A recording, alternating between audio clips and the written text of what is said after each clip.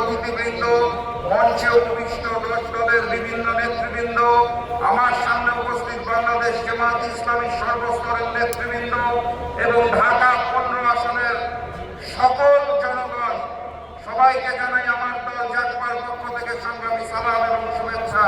আসসালামু আলাইকুম।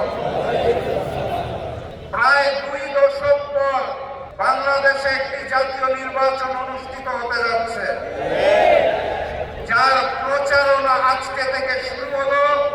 জুলাই গণঅভ্যুত্থানের হাজারো শহীদের রক্তের বিনিময়ে আমরা আজকের দিনটা পেয়েছি, বলেন আলহামদুলিল্লাহ।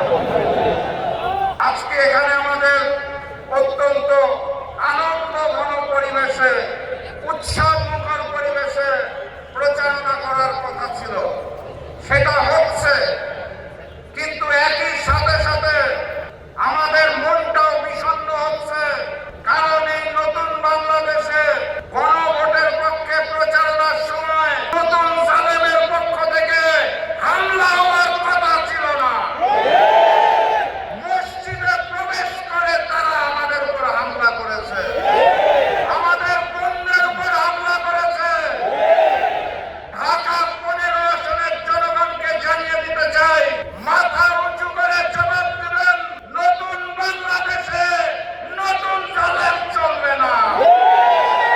জবাব হবে 12 তারিখে। আমরা শান্তি চাই, কিন্তু কেউ যদি অশান্তি সৃষ্টি করতে চায় তাহলে আমরা শহীদ হতে জানি, আমরা রুখে দাঁড়াতে জানি।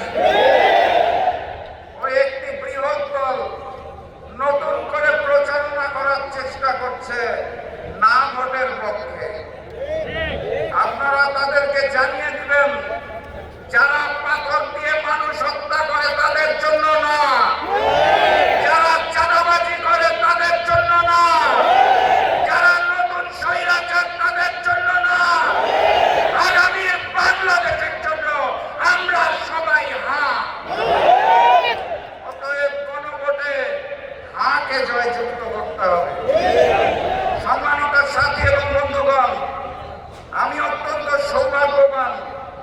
একটি আসনে নির্বাচন করার কথা ছিল, ঐক্যের বৃহত্তর স্বার্থে নির্বাচন করছি না, এখন 300 আসনে প্রচারণা করতে পারবো আলহামদুলিল্লাহ।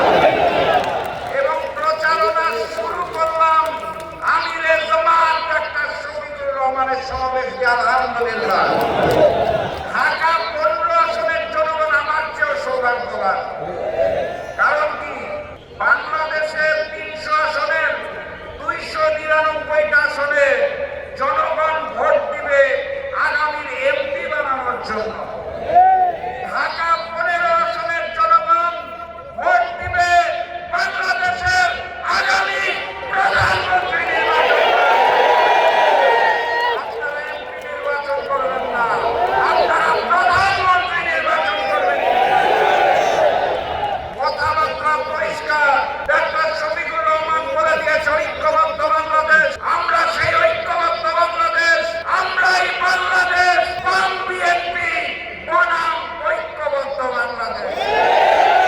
আমরা আগামীর বাংলাদেশে ওই নতুন স্বৈরাচার আর ফ্যাসিজম চাই না। আমরা আগামীর বাংলাদেশে ভারতীয় আধিপত্যবাদ চাই না। অতএব বাম বিএনপিকে না বলুন, গণভোটে হা বলুন, পরস্পরের প্রতীকে হা বলুন। আবারও দেখা হবে, আবারও কথা হবে ইনশাআল্লাহ। সারা দেশ সফর করব এবং সবাই মিলে ইনশাআল্লাহ আগামীর বাংলাদেশ গড়ে তুলব।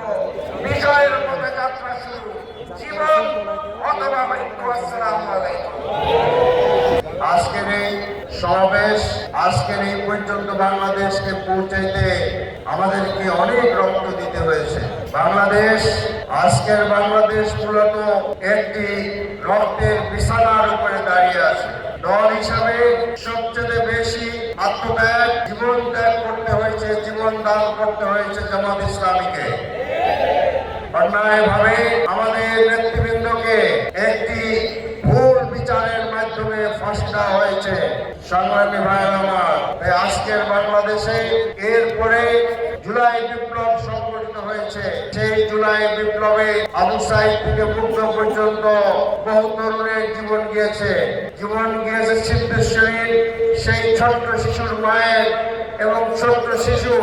আজকে জাতিসংঘই বলেছে প্রায় 1400 লোক এই যুদ্ধে জুলাই আন্দোলনে শহীদ হয়েছেন, যার সংখ্যা আরো অনেক বেশি হবে। 35,000-এর উপরে লোকরা আহত হয়েছে, কেউ তার পা হারিয়েছে, কেউ হাত হারিয়েছে, কেউ চোখ হারিয়েছে।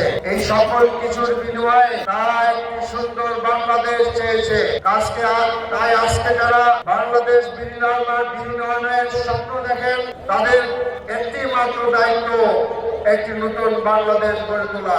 আমরা যদি আবার সেই স্বৈর শাসনে ফিরে যাই, আবার যদি সেই একটি নষ্ট বাংলাদেশের দিকে আমরা অগ্রসর হই, তাহলে আমাদের আত্মদান বৃথায় চলে যাবে।